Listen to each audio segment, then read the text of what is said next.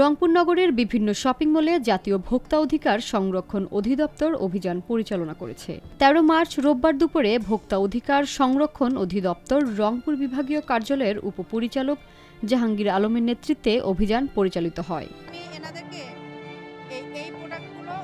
এ সময় রংপুর নগরীর জাহাজ কোম্পানির মোড়ে ইনফিনিটি শোরুম, টপ 10 শোরুম ও জাহাজ কোম্পানি শপিং কমপ্লেক্স সহ বেশ কিছু শোরুমে অভিযান চালানো হয়। অভিযানে নিষিদ্ধ পণ্য বিক্রির অভিযোগ ওঠে টপ 10-এর বিরুদ্ধে। নিষিদ্ধ কসমেটিক্স ধ্বংস করে প্রতিষ্ঠানটিকে ২০,০০০ টাকা জরিমানা করা হয়।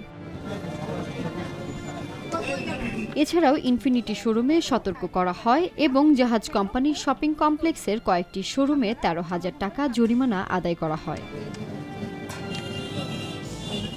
ভোক্তা অধিকার সংরক্ষণ অধিদপ্তর জানায়, এ ধরনের অভিযান অব্যাহত থাকবে।